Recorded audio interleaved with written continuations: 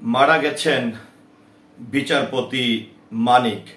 মৃত্যুকালে তার বয়স হয়েছিল ৮২ বছর। বিচারপতি মানিকের মৃত্যুর পরেই অনেকটা গুঞ্জন শুরু হয়েছে কিংবা আলোচনা শুরু হয়েছে।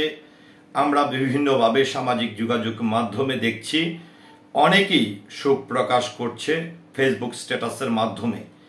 আবার অনেকেই প্রশ্ন তুলছে যে কোন মানিক মারা গেছেন, যিনি সম্প্রতি ৫ই আগস্টের গণ অভ্যুত্থানের পর আসলে যেই মানিক গ্রেফতার হয়েছিল সেই মানিক। এই বিষয়টি স্পষ্ট করার জন্য এবং এই বিচারপতি মানিক যিনি মারা গেছেন তার বিষয়ে সার্বিক তথ্যগুলো তুলে ধরার জন্যই মূলত আমি এই ভিডিওটি তৈরি করেছি।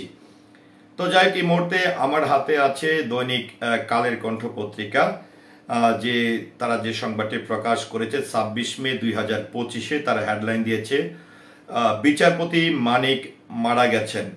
তো চলুন একটু জেনে নেই মানিক সম্পর্কে, কোন মানিক মারা গেছেন, তিনি বিচারপতি ছিলেন এবং আসলে মানিক সাহেব সম্পর্কে যাবতীয় তথ্যগুলো। বাংলাদেশ সুপ্রিম কোর্টের আপিল বিভাগের অবসরপ্রাপ্ত বিচারপতি শামসুল হুদা মানিক ৮২ মারা গেছেন। ইন্না লিল্লাহি ওয়া ইন্না ইলাইহি রাজিউন।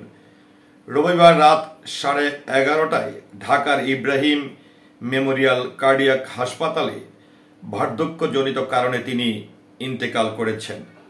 সোমবার ২৬ মে জোহরবাদ গোপালগঞ্জ কোর্ট মসজিদ প্রাঙ্গণে শামসুল হুদা মানিকের প্রথম জানাজা অনুষ্ঠিত হয়। পরে বাদ আসর রাবেয়া খাতুন হাফিজিয়া মাদ্রাসার মাঠে মরহুমের দ্বিতীয় জানাজার নামাজটি অনুষ্ঠিত হয়। এতে অসংখ্য মানুষ অংশগ্রহণ করেছেন। জানাজার শেষে মরদেহ টঙ্গিপাড়ার গিমাডাঙ্গা গ্রামের পৈতৃক বাড়িতে নিয়ে যাওয়া হয়।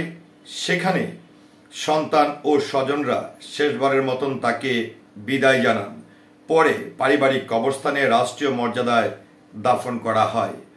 মৃত্যুকালে তিনি ২ কন্যা, ১ ছেলে এবং অসংখ্য গুণগ্রাহী রেখে গেছেন। তার মৃত্যুতে টঙ্গিপাড়া উপজেলা জুড়ে ও বিচার বিভাগে শোকের ছায়া নেমে এসেছে। বর্ণাঢ্য জীবনের অধিকারী বিচারপতি শামসুল হুদা মানিক ১৯৭১ সালে মহান মুক্তিযুদ্ধে একজন সংগঠক হিসাবে গুরুত্বপূর্ণ ভূমিকা রাখেন। ৮০-এর দশকে দীর্ঘদিন তিনি পর্যায়ক্রমে গোপালগঞ্জ জেলা আওয়ামী লীগের সভাপতি ও সাধারণ সম্পাদকের দায়িত্ব পালন করেন।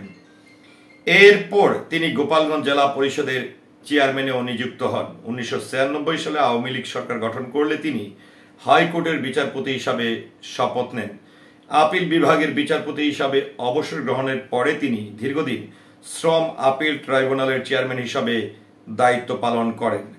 তো যাই হোক, যেটি হচ্ছে যে বিচারপতি আরেকজন বিচারপতি মানিক, তিনি কিন্তু বাংলাদেশ থেকে এই ৫ই আগস্টের পর যিনি অনেকটা বিতর্কিত মানিক বলবো, একজন বিতর্কিত বিচারপতি মানিক, যিনি এখন জেল হাজতে আছেন। তো এই বিচারপতি মানিক মারা গেছেন এমন শিরোনামে কিন্তু অনেকেই আসলে ধরে নিয়েছেন বা অনেকেই ধরনের গুজবও রটাচ্ছেন যে আসলে যেই মানিক আসলে গ্রেপ্তারকৃত অবস্থায় জেল হাজতে আছেন তিনি মারা গেছেন, এরকমটাও গুজব ছড়াচ্ছেন। তো যাই হোক, আসলে কোন মানিক বিচারপতি মানিক মারা গেছে সেই তথ্যটি আপনাদের সামনে আমি তুলে ধরার চেষ্টা করেছি। আসসালামু আলাইকুম।